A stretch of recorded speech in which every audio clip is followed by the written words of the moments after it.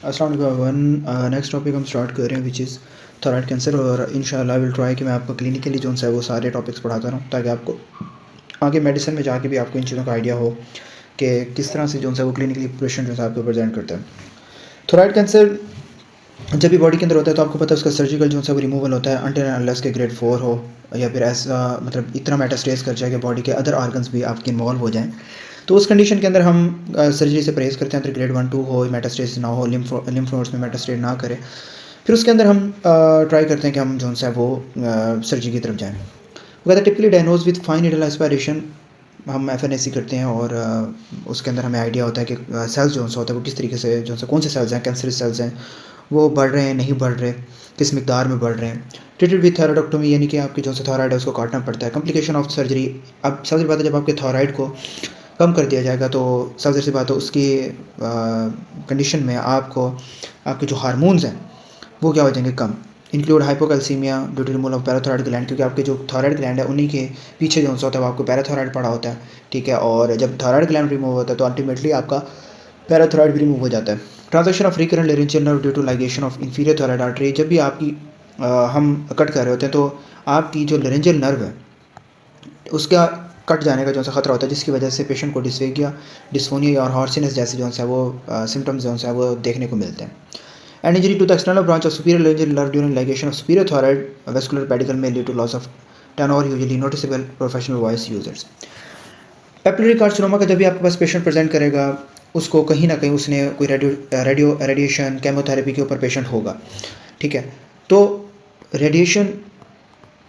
Radiation exposure उसको लाजमी होगा कि आप उससे पूछेंगे कि कहीं ना कहीं उसको केमोथेरेपी या कोई रेडिएशन या कोई ट्रीटमेंट तो नहीं चल रहा। पैथोफिजियोलॉजी में आपने ये याद रखना है कि जब भी आपके पास यंग फीमेल आपके पास प्रेजेंट करेगी with painless neck nodule, it is the most common. And on pathology हमें क्या नज़र आएगा, ऑर्फन एनआई आइज और समोमा बॉडीज़, ठीक है। दो हमें चीज़ें नज़र आती हैं which is orphan annie nuclei and psammoma bodies.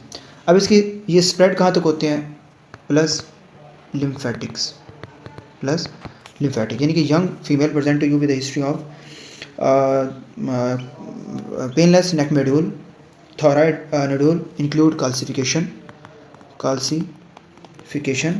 Plus nuclear clearing. अब उसके अंदर आपको अगर कहें कि आपकी जो पैथोलॉजी है उसके अंदर हमें ऑर्फन एंड न्यूक्लियर और समोमा बॉडीज़ नज़र आए हैं, तो उसमें आपने क्या डिफरेंशिएट वो करना है कि it is a case of papillary carcinoma. Orphan and nuclear और समोमा बॉडीज़ अगर आपको नज़र आते हैं तो आपको क्या आप समझ आ जाना चाहिए it is a papillary carcinoma. Increase risk with RET PTC arrangement and BRAF mutation, childhood irritations. तो पेपिलरी कार्सिनोमा। नेक्स्ट है आपका जनाब फॉलिकुलर कार्सिनोमा, ठीक है। फॉलिकुलर कार्सिनोमा का आपके पास कैसे पेशेंट आता है कि एक तो उसे ट्यूमर होगा लेकिन जो उसका मेटास्टेसिस है वो बोन तक हो जाएगी। पेपिलरी कार्सिनोमा का बहुत बेस्ट प्रोग्नोसिस होता है, फॉलिकुलर कार्सिनोमा का आपके पास अच्छा प्रोग्नोसिस हो सकता है लेकिन अगर अर्ली ऑन अगर उसका ट्रीटमेंट स्टार्ट कर दें। गुड प्रोग्नोसिस, बेस्ट नहीं है, गुड प्रोग्नोसिस हो सकता है। इन्वेड्स ट्यूमर कैप्सूल एंड वेस्कुलेचर, जो ट्यूमर है वो आपका इन्वेड कर जाता है, ठीक है, और उसकी पैथोलॉजी के अंदर हमें कैप्सूल और वेस्कुलर इन्विजन नज़र आती है, unlike follicular adenoma. Uniform follicles haematogenous spread is common, यानी कि जो आपकी फॉलिकुलर कार्सिनोमा की स्प्रेड है, यानी कि वो कहाँ कहाँ तक जो है वो स्प्रेड कर सकता है। जैसे आपका जो पेपिलरी कार्सिनोमा है ये कहाँ तक आपका स्प्रेड करता है, मतलब लिम्फेटिक्स तक, लेकिन आपका जो फॉलिकुलर कार्सिनोमा है वो कहाँ तक स्प्रेड करेगा, आपके हेमाटोजेनियस स्प्रेड होगा, मतलब थ्रू ब्लड आपका मतलब वेस्कुलर लीजन्स इन्विजन होगी, उसकी वजह से हेमाटोजेनियसली स्प्रेड करेगा into the bones plus lungs. अब वो कहता है कि associate with RAS mutation PX8 and PPAR gamma translocation, fine needle aspiration cytology, मतलब FNAC के ऊपर हमें कोई भी ऐसी not able to distinguish between follicular adenoma and carcinoma, यानी कि जब भी आप FNAC करेंगे तो उसके अंदर हम सही तरीके से डिफ्रेंशिएट नहीं कर सकते कि ये फॉलिकुलर एडिनोमा है या कार्सिनोमा है। अब यही MCQs में जो सा वो ट्रैप आता है कि FNAC के से जो है ना वो आपका FNA है, मतलब फाइन नीडल एस्पिरेशन है, उससे डिफ्रेंशिएट नहीं होता कि जो कैप्सूल है उसकी इन्विजन ज़रूरी है या नहीं है। क्लियर। तो जब भी आपके पास फॉलिकुलर एडिनोमा का जो पेशेंट आएगा उसके अंदर आपने याद रखना है कि it is a thyroid tumour which metastasise to the bone, it is a haematogenous spread including bone and lungs.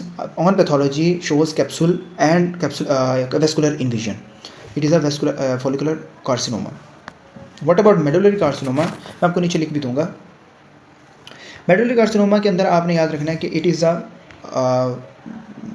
Cancer of that cells which produce which takes the calcium into the bones, from blood into the bones. That cells are called calcitonin, यानी कि C cells. अब C cell से आपका calcitonin ज़्यादा होता है, तो वो आपका कैल्शियम जो सा है वो आपका जो ब्लड है वो आपका कहाँ चला जाता है, ब्लड से आपके बोन के अंदर चला जाता है. और जब मेडुलरी कार्सिनोमा जब आपके C सेल से होता है, यानी कि जब आपका C सेल्स में ट्यूमर होगा, calcitonin ज़्यादा रिलीज होगा, तो वो रिलेट करेगा MEN two association, relate to MEN two A and two B association. Symptoms में आपको क्या नज़र आएगा कि जब आपको ज़्यादा से ज़्यादा C सेल्स जैसे रिलीज़ हो रहेंगे, may lead to the diarrhoea and flushing. जब MCQs में ये आ सकता है कि patient present to you with history of thyroid tumour. On investigation finding include amyloid stroma and lab investigation show calcitonin increase. And there is association with MEN 2A and 2B association or RET mutation. So it is a case of medullary carcinoma. Anaplastic carcinoma, which is always present in old age, very poor prognosis and present with rapidly enlarging neck mass. जब भी patient आपके पास आएगा rapidly growing plus compressive cancer. It is a compressive cancer which shows the compressive symptoms include dyspnea, dysphagia, hoarseness. यानी कि hard nodule जो से old patient के अंदर जो है वो बढ़ता चला जा रहा है, और जो आपके उसके जो स्ट्रक्चर्स हैं जो पीछे की तरफ पड़े हैं, यहाँ पे आपका फॉर एग्जाम्पल ये सारा नोड्यूल बन चुका है और जो पीछे की तरफ स्ट्रक्चर पड़े हैं उसकी वजह से आपको हॉर्सीनेस और डिस्फिगिया जैसे सिम्टम्स शो हों, जो आपके पीछे जो से स्ट्रक्चर्स पड़े हैं उनको कंप्रेस कर रहे हों या आपकी जो नर्व्स हैं उनको कंप्रेस कर रहे हो, तो विच में leads to the which is basically anaplastic carcinoma, which has a very poor prognosis and associated with TP53 mutation. RET mutation में आपके कौन कौन से इन्वॉल्व हो जाते हैं, आपके फोलिकुलर कार्सिनोमा आपका, ठीक है, follicular carcinoma, medullary carcinoma as well as your papillary carcinoma, ठीक है. और अगर आपकी बात किया TP53 म्यूटेशन तो आपके कौन से होते हैं, एनाप्लास्टिक कार्सिनोमा. नेक्स्ट बात करते हैं हाइपोथायराइडिज्म, हाइपोपैराथायराइडिज्म. हाइपो का क्या मतलब है, कम. पैराथायराइड का क्या मतलब है कि आपका जो पैराथायराइड हार्मोन है वो क्या हो चुका है, कम. अब मुझे बताएं, जब आपका पैराथायराइड हार्मोन कम होगा तो उसकी वजह से जो कैल्शियम है वो भी बॉडी के अंदर कम होगा. लेकिन अब पैराथायराइड हार्मोन कम है तो उसकी सलाहियत जब किडनी के ऊपर जब रीअब्जॉर्ब करने की थी कैल्शियम को और फास्फेट को और एक्सक्रीट करवाने की, वो हो जाएगी कम, जिसकी वजह से जो आपका फास्फेट होगा वो क्या हो जाएगा, ज़्यादा. ठीक है, तो ये आपने लैब फाइंडिंग्स याद रखनी है. किसी भी वजह से हो सकता है, injury to parathyroid hormone, their blood supply usually thyroid surgery, autoimmune destruction, DiGeorge syndrome, ये भी आगे पढ़ते हैं. फाइंडिंग में वो कहता है कि जब भी आपके पास पेशेंट प्रेजेंट करेगा उसको क्या होगा, टेटनी, हाइपोकैल्सीमिया और having a Chvostek and Trousseau positive. Tetany कैसे होगा कि आपको पता है जब भी आपका जो कैल्शियम लेवल है वो कम होगा, उसकी वजह से आपकी जो मसल्स के अंदर जो एक क्या कहते हैं अपना जो बॉडी के अंदर कैल्शियम लेवल है उसके कम होने की वजह से आपको टेटनी जैसे फीचर्स नजर आते हैं. हाइपोकैल्सीमिया का मतलब ये होता है कि बॉडी के अंदर पैराथायराइड हार्मोन कम रिलीज हो रहा है तो कैल्शियम भी आपकी बॉडी के अंदर कम आएगा, यानी कि from bones to the blood कम होगा. हाइपरफॉस्फेटेमिया इसलिए है क्योंकि आपकी किडनी जो है, किडनी को के ऊपर आपका पैराथायराइड हार्मोन रिलीज नहीं हो रहा, जो एक्ट नहीं कर रहा, और पोटेशियम जो है फॉस्फेट जो है वहाँ से आपका एक्सक्रीट नहीं हो रहा, तो बॉडी के अंदर बढ़ता चला जाएगा. चॉफ्टिक साइन या ट्राउजोसाइन ये होता है कि चॉफ्टिक साइन आपके फेस के ऊपर ऐसे जिस तरह चुटकी मारते हैं वैसे होता है, वो टैप करते हैं फेशियल नर्व पे ऐसे फेस के चीक्स पे, तो वो उसकी कंट्रैक्शन नजर आती है फेशियल मसल्स की. ठीक है, और ट्राउजोसाइन ये होता है कि आपकी जो ब्रेकियल आर्टरी है, जब हम वहाँ बीबी कफ बांधते हैं ना जिस जगह पे, तो आपका जो हाथ है वो इस तरीके से, जो आपका कार्पल जिस तरह हम टनल सिंड्रोम पढ़ते हैं ना, उसी तरीके से आपका जो हाथ है वो इस तरीके से मुड़ता चला जाता है और सख्त हो जाता है. ठीक है, उसका स्पाज्म होता है, which is a carpal spasm. Next वो कहता है सूडो हाइपोथायराइडिज्म टाइप 1A. याद रखें, सूडो हाइपोपैराथायराइडिज्म में जब भी पेशेंट आएगा उसका पैराथायराइड हार्मोन लेवल ज़्यादा होगा. याद रखें, पैराथायराइड हार्मोन लेवल ज़्यादा होगा, but it face the resistance. कहीं भी जाएगा उसे रेजिस्टेंस फील होगी, कोई उसे मुंह नहीं लगाएगा. यानी कि जो GNAS1 है उसकी म्यूटेशन हो जाएगी. जो GNAS1 है वो रिस्पॉन्सिबल होता है कि पैराथायराइड हार्मोन की रेजिस्टेंट बॉडी के अंदर ना हो. ठीक है, वो उसको हेल्प करता है कि वो पैराथायराइड हार्मोन के रिसेप्टर्स पे जाके एक्ट करे. लेकिन अगर इसकी म्यूटेशन हो जाए उसके बेस पे जो पैराथायराइड हार्मोन है वो अपने रिसेप्टर्स पे बाइंड नहीं करता, जिसकी वजह से एंड ऑर्गन रेजिस्टेंस हो जाती है on kidney and bone both. जब रेजिस्टेंट होगी तो वो एक्सेप्ट ही नहीं करेंगे, वो कहेंगे नहीं जी हम तो इसे एक्सेप्ट नहीं करते। उसकी वजह से जो पेशेंट है उसको या बच्चा है उसको क्या फेस करना पड़ेगा, Albright hereditary osteodystrophy. What is Albright hereditary osteodystrophy? Short stature जो पेशेंट है उसका क्या होगा, short stature, round face with जो उसके डिजिट्स होंगे वो क्या होंगे, छोटे, यानी कि 4th and 5th डिजिट छोटा होगा, शॉर्ट स्ट्रेचर होगा और राउंड फेस होगा। एंड सबक्यूटेनियस क्लासिफिकेशन शो होगी और उसका जो डेवलपमेंट है वो भी क्या होगी, कम। और उसकी लैब इन्वेस्टिगेशन आपने जो सा वो यहाँ से याद रखनी कि आपका पैराथायरॉइड हार्मोन कम, कैल्शियम भी कम और फॉस्फेट जो सा होता है वो ज़्यादा होता है। क्लियर। नेक्स्ट वो कहता है व्हाट इज सूडो में क्या होता है कि उनका जो फिनोटाइप है, मतलब उसकी हर चीज़ जो है ना वो सेम है। जो अल्ब्राइट हेरिडिटरी डिस्ट्रॉफी की जो फीचर्स हैं वो भी बिल्कुल सेम होते हैं, लेकिन इसके अंदर लैब जोन से होती हैं वो नॉर्मल होती हैं। यानी कि इसके अंदर ये ऑटोसोमल डोमिनेंट है, यानी कि फैमिली की तरफ से आपको कहीं ना कहीं ये चीज़ देखने को मिलती है as it is which is pseudo hypoparathyroidism. Paternally transmit mutation imperative GNAS genes but without end organ resistant to parathyroid hormone due to normal maternal allele maintaining renal increase responsible to parathyroid hormone. यानी कि इसमें कोई parathyroid hormone की resistant नहीं होती, ठीक है। Labs इनकी जो है वो नॉर्मल होती हैं, लेकिन फिर भी पेशेंट के अंदर आपको शॉर्ट स्टेचर, राउंड फेस और ब्रैकेटेक्टली आपके जो डिजिट्स हैं वो छोटे नज़र आते हैं। एंड डिफ्रेंशिएट दोनों के अंदर वो दोनों कंडीशंस बिल्कुल सेम है, फिनोटाइप बिल्कुल दोनों का सेम है, बस फर्क ये होता है कि सूडो हाइपोथायरॉइडिज्म के अंदर आपका पैराथायरॉइड हार्मोन की रेजिस्टेंट होती है, इसके अंदर आपकी नहीं होती, और दोनों जो है वो ऑटोसोमल डोमिनेंट कंडीशन होती हैं फ्रॉम द फैमिली। फिनोटाइप आपका बिल्कुल सेम है, बस लैब्स का फर्क होता है, बाकी कंडीशन बिल्कुल सेम टू सेम होती है। सूडो में आपकी लैब्स ख़राब होती हैं, सूडो के अंदर आपकी लैब्स बिल्कुल ठीक होती हैं।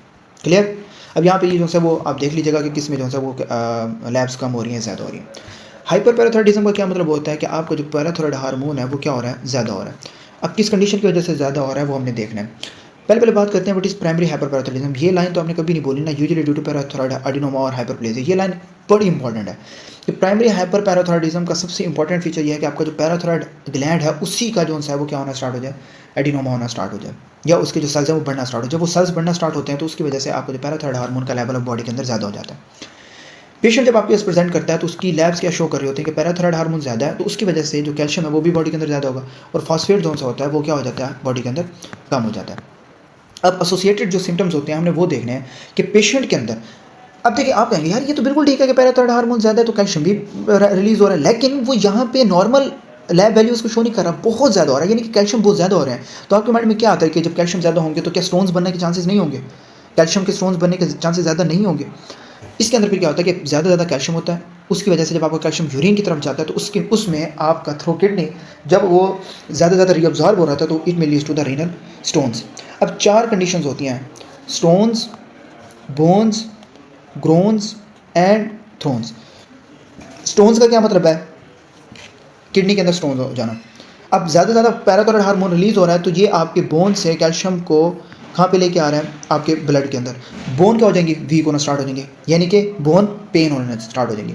ग्रोन का क्या मतलब है कि अब्डोमिनल जोन है वो पेन होना स्टार्ट हो जाएगा। तो ज़्यादा पैराथायरॉइड हार्मोन रिलीज़ होगा तो उसकी वजह से आपको अब्डोमिनल पेन जैसे फीचर जो है देखने को मिलते हैं, विच इज़ ग्रोन। इसके अलावा आपका आता है thrown and as well as it में leads to the psychiatric problems, यानी कि जब भी आपके पास पेशेंट प्रेजेंट करेगा with the history of hypercalcaemia plus kidney stones, calcium kidney stones, तो उसमें आपने कहीं ना कहीं देखना है कि it is a patient of primary hyperparathyroidism. अब वो कहता है कि जब स्टोन आपके ज़्यादा हैं तो उसमें क्या है, हाइपोफॉस्फेटीमिया, पैराथायरॉइड हार्मोन ज़्यादा, ALP का लेवल ज़्यादा, यूरिनरी जो पाथवे उसका लेवल जो है वो ज़्यादा। क्यों, पैराथायरॉइड हार्मोन ज़्यादा एक्ट कर रहा है, उसकी वजह से जो आपका कैल्शियम है वो ज़्यादा रीअब्जॉर्ब हो रहा है, और उसकी वजह से ज़्यादा जो आपका सिग्नलिंग पाथवे वो भी उस तरीके से एक्ट कर रहा है। मोस्ट ऑफन एसिम्टोमेटिक में present with bone pain, weakness, constipation, यानी कि groan abdominal pain, kidney stones, acute pancreatitis या कैल्सिफिकेशन जो है वो शो कर रहा होता है। Neuropsychiatric disturbances which is a psychiatric overdose. Osteitis fibrosis cystica का क्या मतलब होता है कि आपके ना होल्स बनना स्टार्ट हो जाते हैं आपकी बोन्स के अंदर, ऐसे वो कहता है सिस्टिक बोन्स और ब्राउन होते हैं, space filled with brown fibrous tissue, यहाँ पे क्या होना स्टार्ट हो जाते हैं, brown fibrous tissues. And the brown tumour consisting of osteoclast and deposited haemosiderin from haemorrhages, यानी कि कोई ना कोई अगर डैमेज वगैरह होता है तो उसकी वजह से जो हेमोस्टेरिन है जिसका एक्चुअल में जो आपको कलर प्रोवाइड कर रहा होता है वो क्या होता है, ब्राउन। ठीक है। काजेज बोन पेन, यानी कि आपके बोन को जो है वो डैमेज कर रहा होता है बिकॉज ऑफ व्हाट, हाइपरपैराथायरॉयडिज्म की वजह से कि आपको जो कैल्शियम है वो निकल रहा है और बोन को वीक कर रहा है, और उसकी वजह से जो आपका जो बोन का जो स्ट्रक्चर है उसके अंदर जो बोन की स्पेसिस बनती जा रही हैं उसमें आपके जो फिब्रस टिश्यूज़ हैं, brown fibrous tissues, which is the colour given to by the haemosiderin, ठीक है, फ्रॉम हेमरेज, यानी कि उसके डैमेज होने की वजह से, जिसकी वजह से हमें बोन पेन जैसे फीचर भी देखने को मिलते हैं। Due to increase parathyroid hormone classically associated with primary but also seen in secondary hyperparathyroidism. अब सेकेंडरी हाइपरपैराथायरॉयडिज्म में क्या होता है, प्राइमरी तो थायराइड का अपना मसला था ना, पैराथायरॉयड का अपना मसला था प्राइमरी, यानी कि घर का मसला था। अब आ जाता है सेकेंडरी, यानी कि किसी और वजह से, यानी कि दूसरे बंदे की वजह से हमारे घर में लड़ाई हो रही है, ठीक है। तो सेकेंडरी के अंदर क्या होता है, क्रोनिक किडनी डिजीज़, यानी कि क्रोनिक किडनी डिजीज़ हुई है तो मुझे बताएं क्या कैल्शियम की रीअब्जॉर्प्शन होगी, नहीं होगी, ठीक है। उसमें आपका जो पैराथायरॉयड हार्मोन है वो ज़्यादा से ज़्यादा रिलीज़ हो जाएगा to compensate the reabsorption of calcium, लेकिन आपका जो कैल्शियम है वो क्या होता रहेगा, हमेशा कम होता रहेगा। तो इसके अंदर जब भी CKD plus low calcium, CKD plus जो कैल्शियम है वो आपका लो हो, प्लस जो पैराथायरॉयड हार्मोन है उसको कंपनसेट करने के ज़्यादा से ज़्यादा रिलीज हो रहा है, तो it is a classical feature of या classical picture of secondary hyperparathyroidism, यानी कि secondary hyperplasia due to decrease calcium absorption and phosphate. Of course CKD है तो फॉस्फेट एक्सक्रीट नहीं हो रहा, कैल्शियम ज़्यादा से ज़्यादा बढ़ता चला जा रहा है, विच में leads to the hyperphosphataemia. Often in chronic kidney disease cause vitaminosis D, यानी कि वो जो आपका प्रोसेस होता है कि vitamin D from the alpha 1 hydroxylase enzyme, वो भी क्या हो जाएगा, डैमेज होना स्टार्ट हो जाएगा, और उसका आपका विटामिन डी जो है वो भी आपकी बॉडी के अंदर कम होना स्टार्ट हो जाएगा। हाइपरफॉस्फेटिमिया, और उसकी वजह से कैल्शियम जो है वो कम हो जाता है। हाइपोकैल्सीमिया, हाइपरफॉस्फेटिमिया इन क्रोनिक किडनी डिजीज, जो मैंने आपको बता दिया कि आपका जो लेवल है पैराथायरॉयड का रिलेटेड टू किडनी डिजीज वो आपको क्या होगा, सेकेंडरी, यानी कि दूसरे घर का मसला है।